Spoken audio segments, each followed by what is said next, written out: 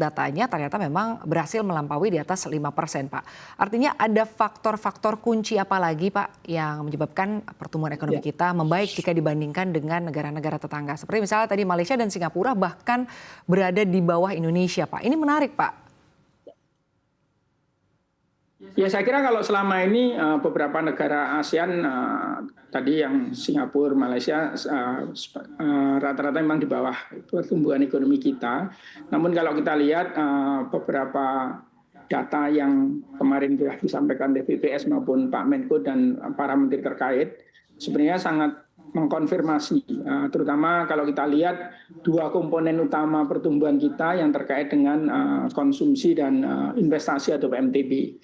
Dari konsumsi, saya kira dengan pertumbuhan konsumsi kita yang kemarin cukup tinggi di 4,97%, ini naik dari kuartal 1 kemarin yang 4,95%, karena share-nya paling besar adalah konsumsi, berarti ini sangat mempengaruhi sekali beberapa komponen pertumbuhan ekonomi yang lain.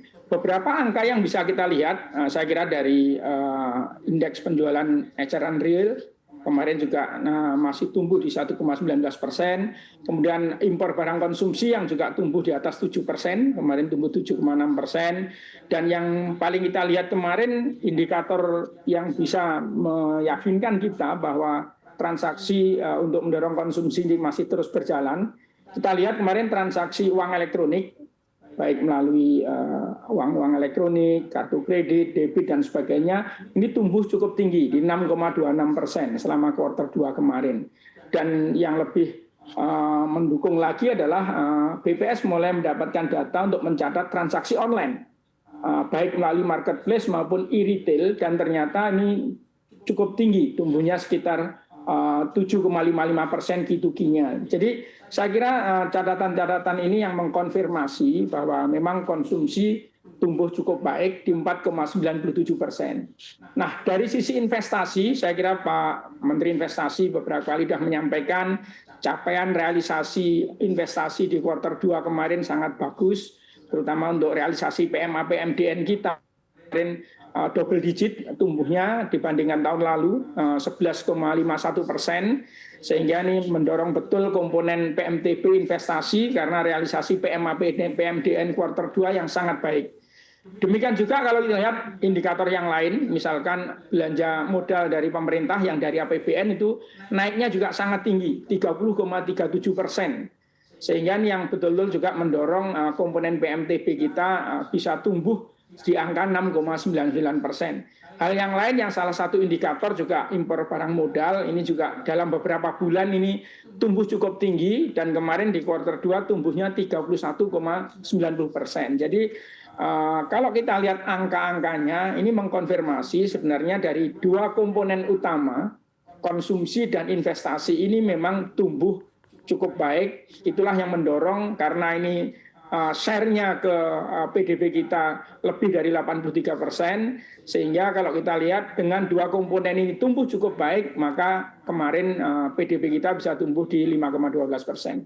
Demikian. Baik, Pak Susi, tadi Anda menyampaikan bahwa dari sisi konsumsi sebetulnya tumbuh baik, dari sisi investasi juga tumbuh baik, begitu ya Pak, dengan share-nya sekitar 83%. Tapi menarik jika kita melihat industri pengolahan, Pak, yang juga menjadi salah satu pendorong bagi penguatan ekonomi kita. Sementara kalau kita lihat, Pak, ini kan sektor pengolahan atau industri pengolahan tengah dihadapkan pada berbagai tantangan, Pak. Salah satunya adalah badai PHK. Bagaimana tanggapan Anda terkait dengan hal ini, Pak Susi?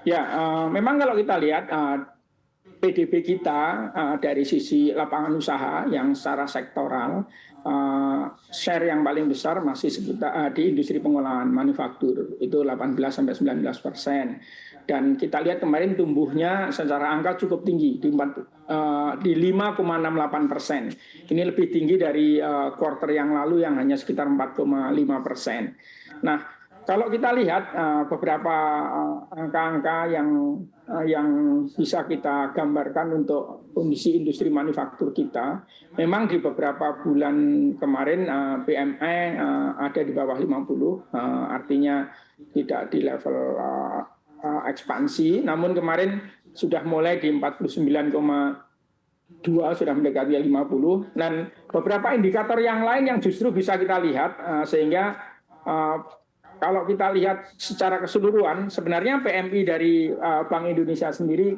waktu yang kemarin masih di atas 50 artinya di level ekspansi.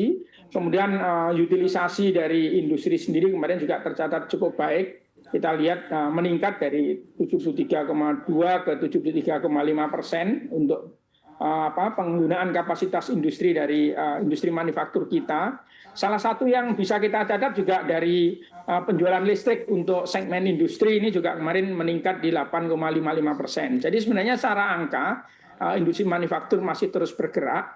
Mungkin yang perlu kita antisipasi terkait dengan potensi PHK dan sebagainya ini masalah demand, Mbak, masalah demand di global.